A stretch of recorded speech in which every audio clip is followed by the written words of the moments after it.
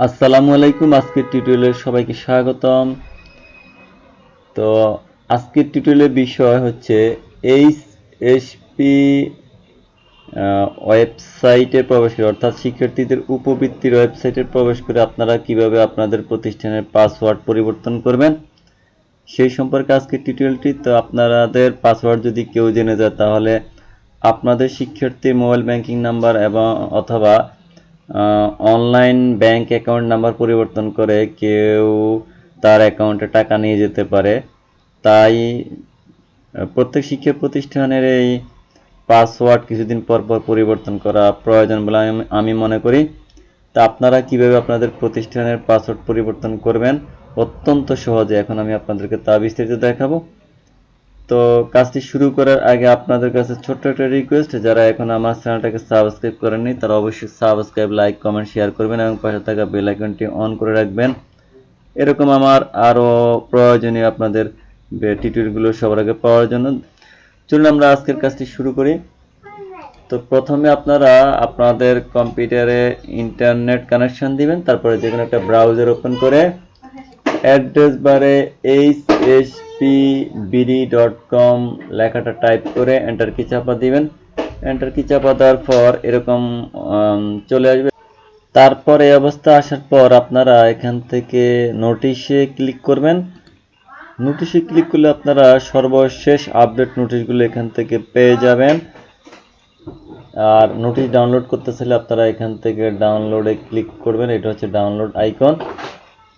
তো আপনারা এরপর লগ ইনে ক্লিক করতে চাইলে আপনারা লগ ইনে ক্লিক করবেন। আপনাদের বিদ্যালয়ের ইআইএন নাম্বার অথবা আপনার প্রতিষ্ঠানের ইআইএন নাম্বারটা এখানে টাইপ করবেন। তারপর এখানে আপনার প্রতিষ্ঠানের বর্তমান পাসওয়ার্ডটা টাইপ করবেন। বর্তমান পাসওয়ার্ডটা টাইপ করার পর আপনারা এখান থেকে লগ ইনে ক্লিক করবেন। লগ ইনে ক্লিক করার পর এরকম একটা ড্যাশবোর্ড চলে আসবে এবং এই পাশে প্রতিষ্ঠান প্রধানের নামটা দেখা যাবে। তো ডান পাশে এখান থেকে প্রতিষ্ঠান প্রধানের নামের এখানে যে অ্যারোটা আছে এখানে একবার ক্লিক করবেন। এখানে ক্লিক করার পর তারপরে এখানে প্রধান শিক্ষকের নাম আছে, তারপরে এই পাশে লেখা আছে ইউজার প্রোফাইল লগ আউট। তো আমরা পাসওয়ার্ড পরিবর্তনের জন্য ইউজার প্রোফাইলে যাব। ইউজার প্রোফাইলে ক্লিক করবো একবার। ইউজার প্রোফাইলে ক্লিক করার পর এরকম চলে আসবে। এরকম চলে আসার পর এখানে যদি আপনাদের প্রতিষ্ঠান প্রধানের কোনো তথ্য চেঞ্জ করতে হয় তাহলে আপনারা এখানে ক্লিক করে এগুলো চেঞ্জ করে নিতে পারেন। তো আমরা যেহেতু পাসওয়ার্ডটা পরিবর্তন করব তো আমরা এখান থেকে পাসওয়ার্ড পরিবর্তন এটাই ক্লিক করব। পাসওয়ার্ড পরিবর্তনে ক্লিক করার পর এখানে কিন্তু পাসওয়ার্ড নির্দেশিকা দেওয়া আছে। পাসওয়ার্ড কমপক্ষে 6 অক্ষর বিশিষ্ট হতে হবে। পাসওয়ার্ডে নিম্নবর্ণিত ইংরেজি অক্ষর শ্রেণী হতে কমপক্ষে একটি অক্ষর থাকতে হবে। বড় হাতের অক্ষর A to Z এর মধ্যে একটা, ছোট হাতের অক্ষর A to Z এর মধ্যে একটা, সংখ্যা বা অঙ্ক 0 to 9 এর মধ্যে। তারপরে পাসওয়ার্ড, ইউজার আইডি বা নাম বা ফোন নম্বর ইত্যাদি ব্যবহার করা উচিত নয়। তো এখানে আমরা বর্তমান পাসওয়ার্ডটা টাইপ করব। এখানে ক্লিক করব। ক্লিক করে আমি বর্তমান পাসওয়ার্ডটা টাইপ করতেছি।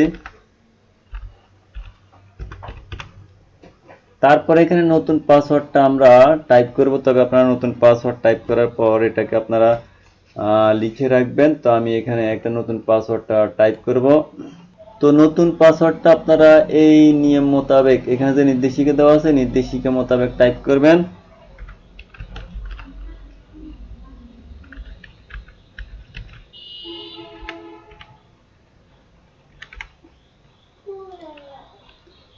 তারপরে এখানে কনফার্ম নতুন পাসওয়ার্ড এখানে আপনারা ক্লিক করবেন।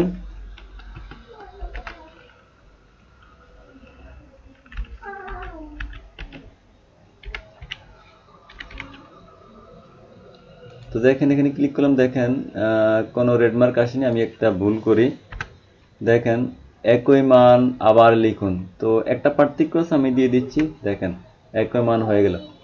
তো আপনাদের একটা কথা বলে রাখি, আপনাদের এখানে দেখেন সবকিছু কিন্তু বাংলা আছে। আপনারা যদি ইংলিশে পেতে চান তাহলে ইংলিশে ক্লিক করলে সবগুলো ইংলিশ হয়ে যাবে।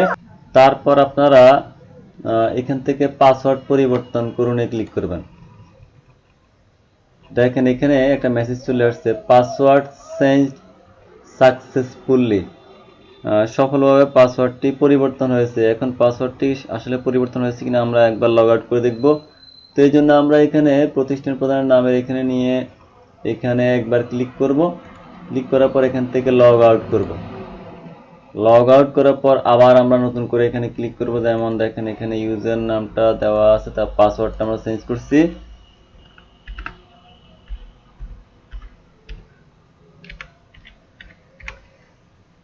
তারপর এখান থেকে লগ ইনে ক্লিক করব। হ্যাঁ, দেখেন এটা সফলভাবে পরিবর্তন হয়েছে। তো দেখেন আমরা লগ আউট করার পর আবার সঠিকভাবে নতুন পাসওয়ার্ড দিয়ে লগ ইন করতে পেরেছি। এভাবে আপনারা আপনাদের প্রতিষ্ঠানের পাসওয়ার্ডটা দ্রুত পরিবর্তন করে নেবেন। আজকের টিউটোরিয়ালটি আপনাদের কেমন লাগলো তা কমেন্টস করে জানাবেন। পরবর্তীতে আপনাদের জন্য নতুন কোনো টিউটোরিয়াল নিয়ে হাজির হবে ইনশাআল্লাহ। সেই পর্যন্ত সবাই ভালো থাকবেন, সুস্থ থাকবেন, নিরাপদে থাকবেন। আল্লাহ হাফেজ।